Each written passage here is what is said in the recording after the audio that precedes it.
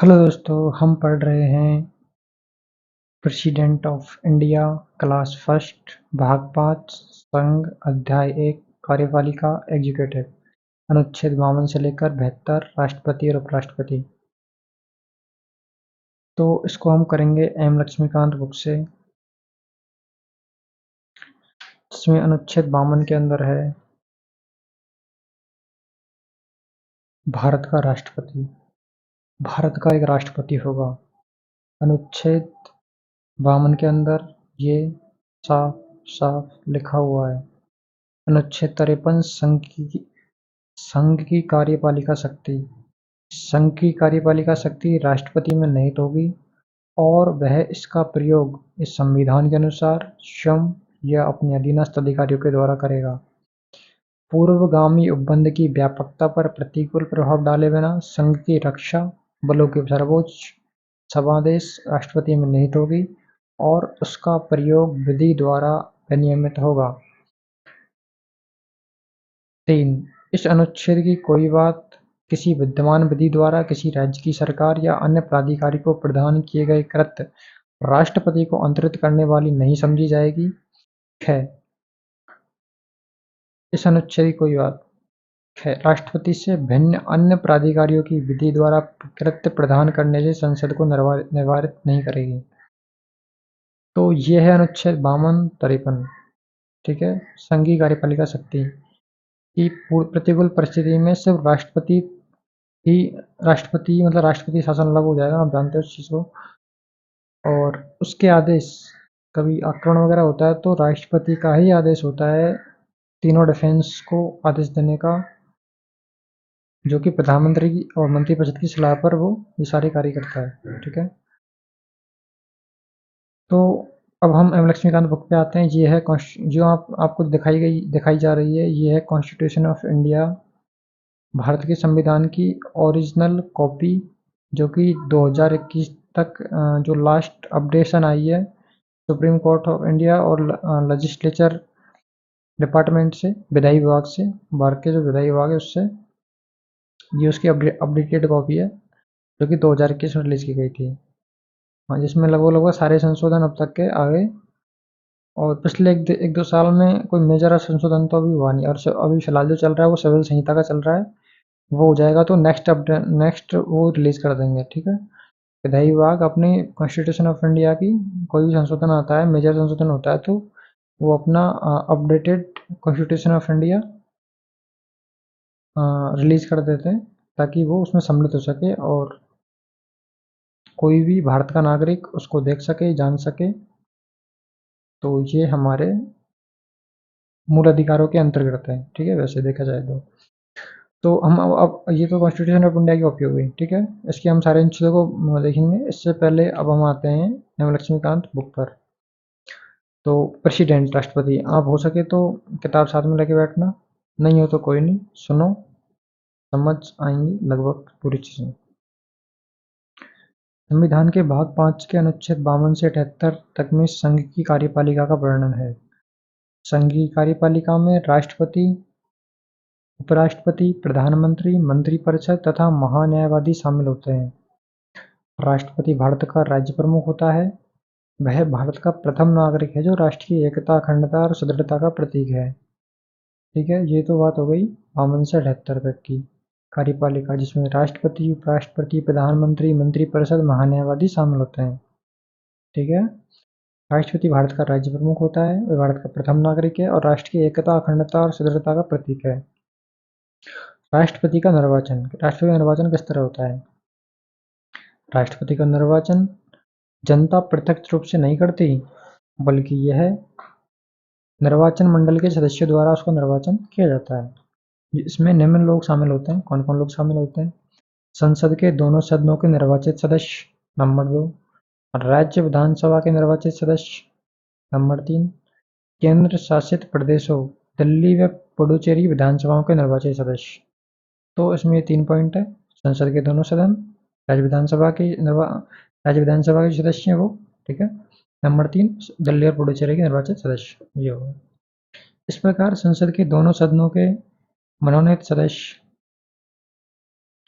राज्य विधानसभा के मनोनीत सदस्य राज्य विधान परिषद और द्विसदनीय विधायिका के मामलों में के सदस्य निर्वाचित या मनोनीत और दिल्ली या पुदुचेरी विधानसभा के मनोनीत सदस्य राष्ट्रपति के निर्वाचन में भाग नहीं लेते हैं। कौन कौन भाग नहीं लेते हैं?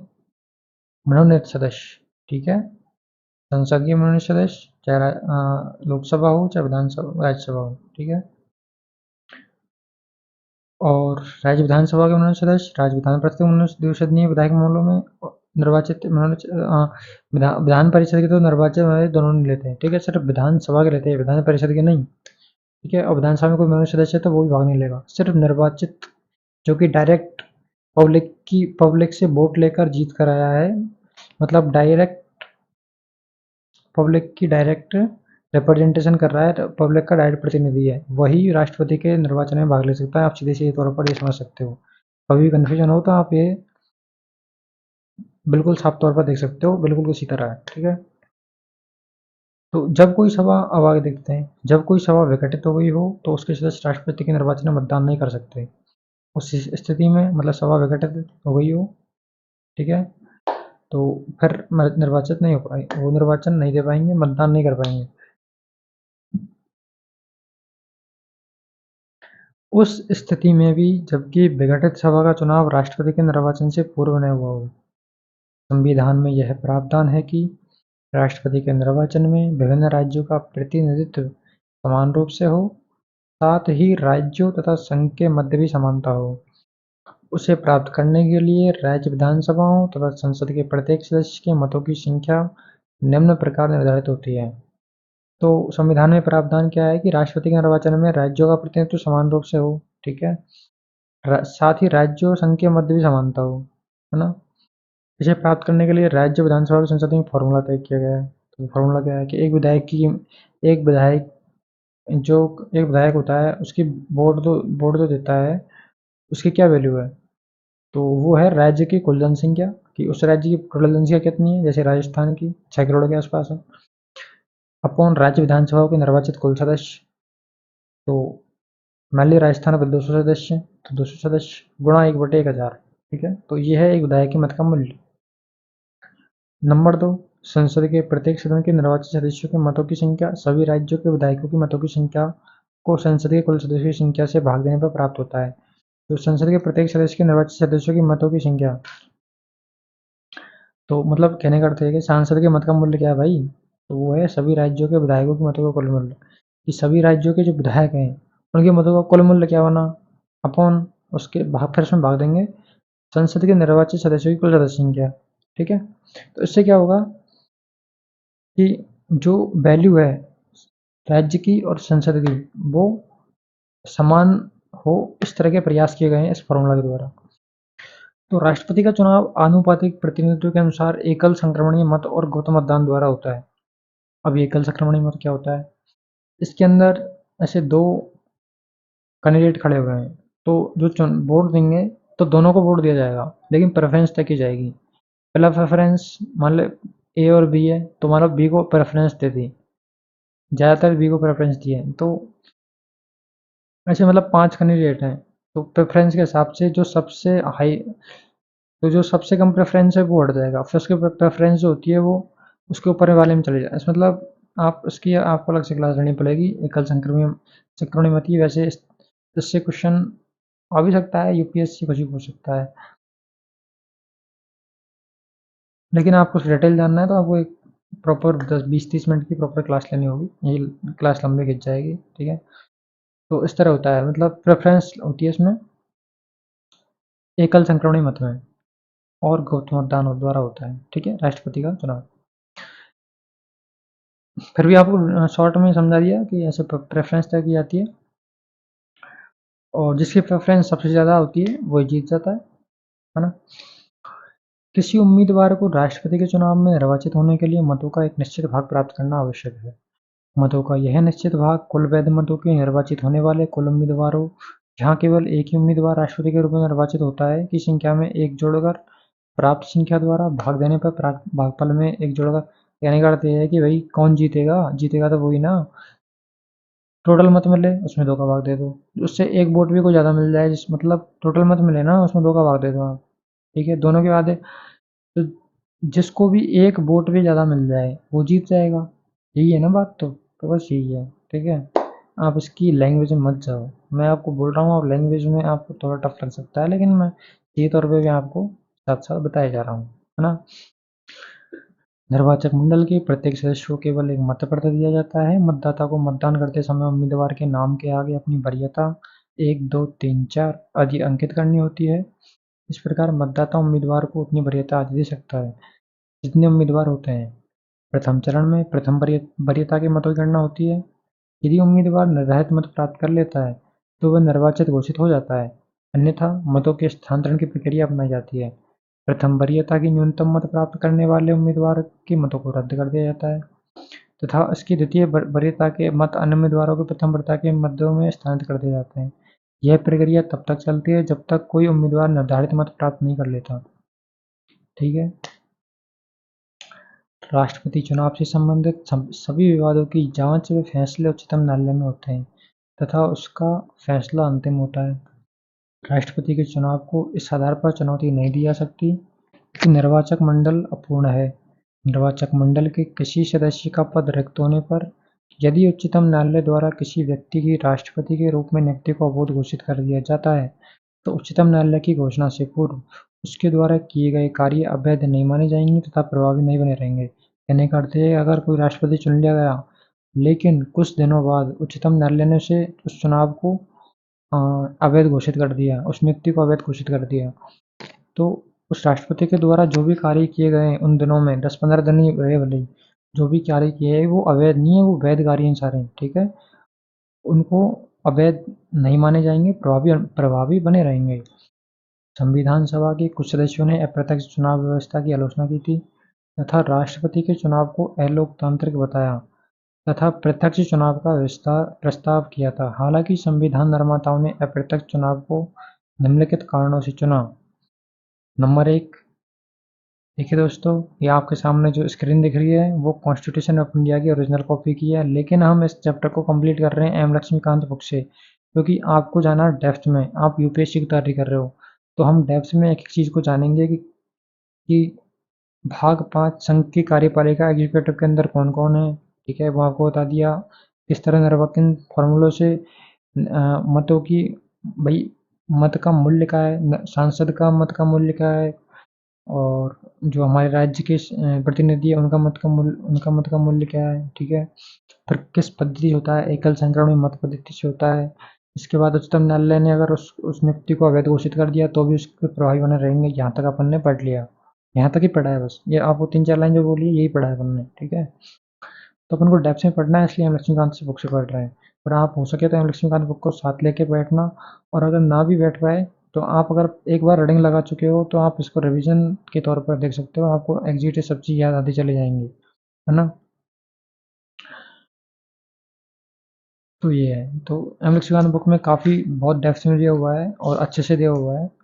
इसमें तकरीबन 1, 2, 3, 4, 5, 6, 7, 8 पेज के अंदर है। 8 एक प्रॉपर पेज, 1 2 साइड दोनों मिला के 8 पेज के अंदर पूरे राष्ट्रपति को दिया हुआ है। और आप अगर कॉन्स्टिट्यूशन ऑफ इंडिया कॉपी को देखोगे तो आप स्क्रीन पे देखिए, तो यहाँ पे देखो अनुच्छेद 52, 53, ये 54 राष्ट्रपति का निर्वाचन अपन अभी पढ़ा था। राष्ट्रपति के निर्वाचन की रीति 55, ये भी अपन ने पढ़ लिया अभी। अनुच्छेद 56 राष्ट्रपति की पदावधि। अनुच्छेद 57 पुनर्निर्वाचन के लिए पात्रता। अनुच्छेद 58 राष्ट्रपति निर्वाचन होने के लिए अर्हता है। अनुच्छेद 59 राष्ट्रपति के पद के लिए शर्तें। अनुच्छेद 60 राष्ट्रपति द्वारा शपथ या प्रतिज्ञान। अनुच्छेद 61 राष्ट्रपति का महाभियोग चलाने की शक्ति। अनुच्छेद 62 राष्ट्रपति के पद में रिक्ति को भरने के लिए निर्वाचन करने का समय और आकस्मिक रिक्ति को भरने के लिए निर्वाचित व्यक्ति की पदावधि। अनुच्छेद 63 भारत का उपराष्ट्रपति। अनुच्छेद 64, हाँ तो यहाँ तक है। फिर अनुच्छेद 72 और है राष्ट्रपति की क्षमादान की शक्ति, और 1 2 और है, मतलब मेन तो 62 तक है। ठीक है, तो 52 से 62, तो ये है राष्ट्रपति के बारे में। तो इसको हम 8 पेज के, ये लक्ष्मीकांत बुक के अंदर 8 पेज में है यही चैप्टर राष्ट्रपति। जो मोटे मोटे तौर पर ये जो आप इस वर्ड को इन लाइनों को पढ़ोगे तो थोड़ी टेक्निकल भाषा में लिखा हुआ है, ये वकीलों की भाषा होती है वो भाषा है, जो कम लाइन में अधिकतम बातें कही जाती हैं। तो उसको और डेप्थ में पढ़ने के लिए लक्ष्मीकांत बुक लिखी गई है ताकि हम अच्छे से समझ सकें। तो आइए चलते हैं वापस अपने टॉपिक पर। तो अब इसमें क्या, संविधान सभा ने कुछ सदस्यों ने अप्रत्यक्ष चुनाव व्यवस्था की आलोचना की थी। स्क्रीन पर आपको राष्ट्रपति के निर्वाचन पर ले जाते हैं। राष्ट्रपति निर्वाचन की रीति ये अपन ने देख ली थी।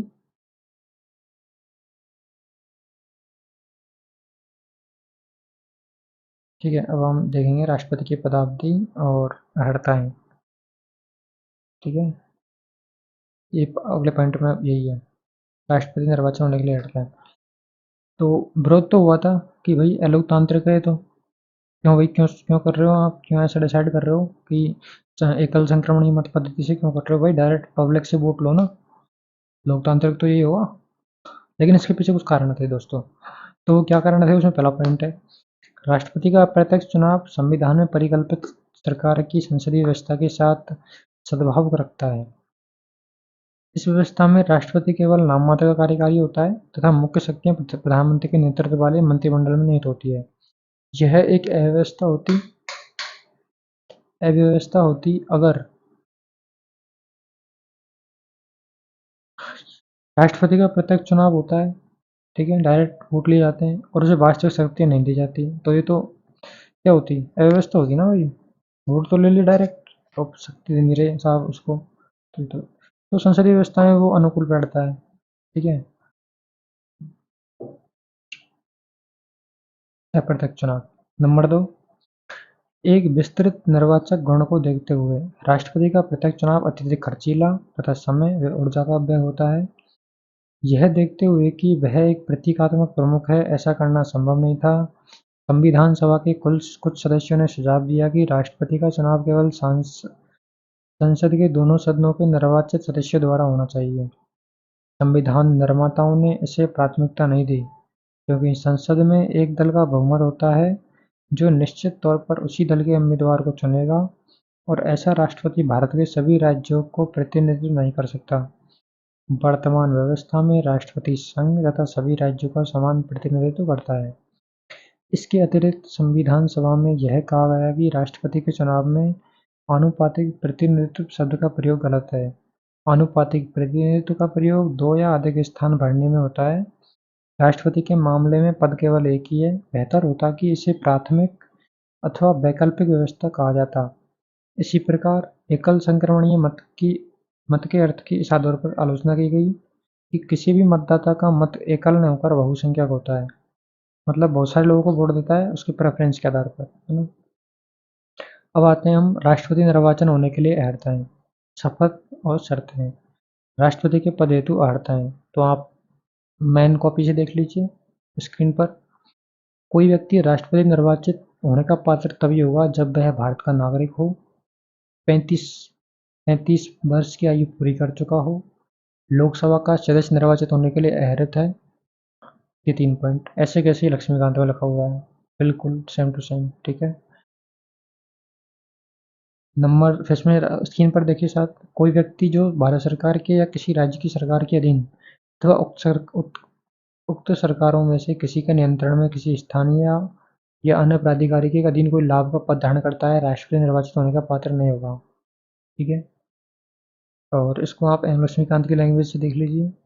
वह संघ सरकार में अथवा किसी राज्य सरकार में अथवा किसी स्थानीय प्राधिकरण में अथवा किसी सार्वजनिक प्राधिकरण में लाभ के पद पर नहीं होना चाहिए। एक वर्तमान राष्ट्रपति अथवा उपराष्ट्रपति किसी राज्य का राज्यपाल और संघ अथवा राज्य का मंत्री किसी लाभ के पद पर नहीं माना जाता। इस प्रकार वह राष्ट्रपति पद के लिए अहरक उम्मीदवार होता है।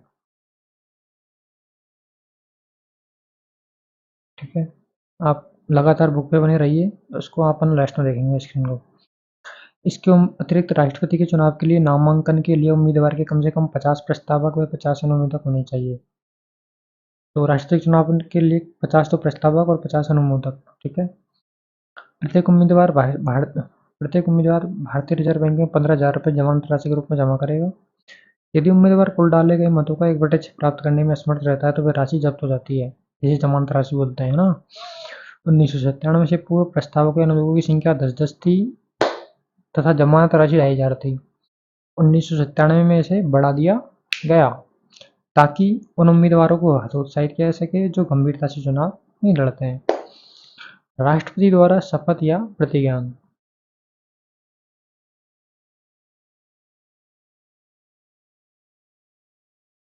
तो ये है अनुच्छेद 60 के अंदर।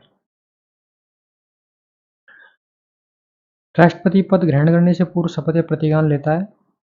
अपनी शपथ में राष्ट्रपति शपथ लेता है कि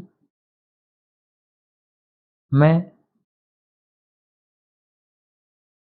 श्रद्धापूर्वक राष्ट्रपति पद का कार्यपालन करूंगा, संविधान विधि का परिरक्षण, संरक्षण, प्रतिरक्षण करूंगा, भारत की जनता की सेवा और कल्याण में निरत रहूंगा।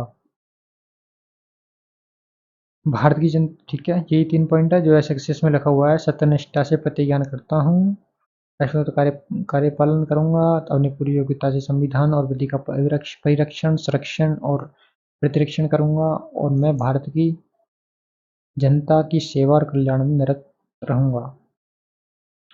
अब है अनुच्छेद 61। लेकिन आप अभी बुक पर कंटिन्यू रहिए।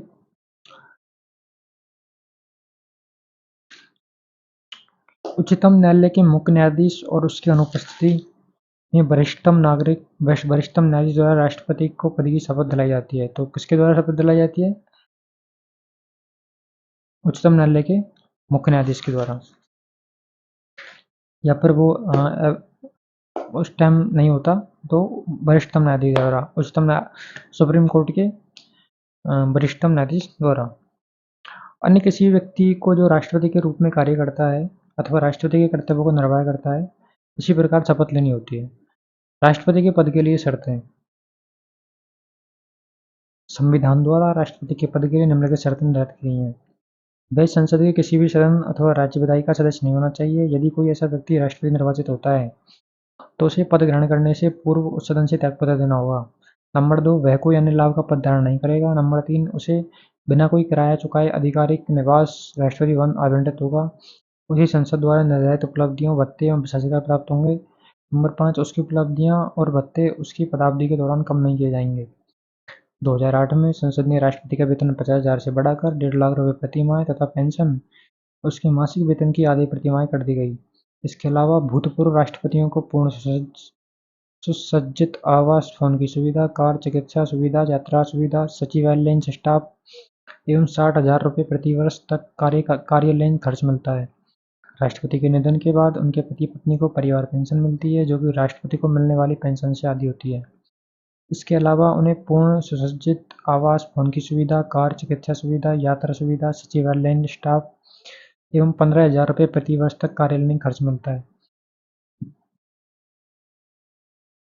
राष्ट्रपति को अनेक विशेषाधिकारी भी प्राप्त हैं। उसे अपने आधिकारिक कार्यों में किसी भी विधिक जिम्मेदारियों से उन्मुक्ति होती है। अपने कार्यकाल के दौरान उसे किसी भी आपराधिक कार्यवाही से मुक्ति होती है, यहाँ तक कि व्यक्तिगत कृत्य से भी। वह गिरफ्तार नहीं किया जा सकता, न ही जेल भेजा जा सकता है।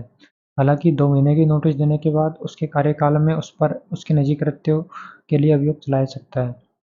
अब आते हैं पदावधि, महाभियोग या पदरिक्तता। अनुच्छेद 61, ठीक है। सबसे पहले हम स्क्रीन पर देखते हैं कॉन्स्टिट्यूशन ऑफ इंडिया की ओरिजिनल कॉपी में। अनुच्छेद 61, राष्ट्रपति पर महाभियोग चलाने की शक्ति। जब संविधान के अतिक्रमण के लिए राष्ट्रपति पर महाभियोग चलाना हो तब संसद का कोई सदन आरोप लगाएगा। नंबर 2, ऐसा कोई आरोप तब तक नहीं लगाया जाएगा जब तक कि क्या ऐसा आरोप लगाने की प्रस्थापना किसी, आप इसकी लैंग्वेज में मत जाना, इसकी आप बहुत डेप्थ में किताब से समझाया जाएगा, ठीक है। लेकिन हम ओरिजिनल तो ओरिजिनल होती है, उसको हम जरूर देखेंगे, ठीक है। ऐसे संकल्प में अंतर्विष्ट नहीं है जो कम से कम 14 दिन के ऐसी लिखित सूचना के दिए जाने के पश्चात प्रस्तावित किया गया है, जिस पर उस सदन की कुल सदस्य संख्या के कम से कम 1/4 सदस्यों ने हस्ताक्षर करके उस संकल्प को प्रस्तावित करने का अपना आशय प्रकट किया है। कहने का अर्थ है 14 दिन पहले तो सूचना देनी होगी, ठीक है, प्रस्ताव के बारे में कि हम महाभियोग चला रहे हैं राष्ट्रपति के ऊपर। और दूसरी बात, 1/4 सदस्यों के हस्ताक्षर होने चाहिए, ठीक है। उस सदन में मतलब 200 सदस्य है तो उसके 1/4 मतलब 50 सदस्य ने साइन किए होने चाहिए प्रस्ताव पर, जब महाभियोग चलाना चाहते हैं, ठीक है। है क्या कह लो या बी कह लो, ए बी, आप इंग्लिश में देखोगे तो बी पॉइंट आएगा, ठीक है।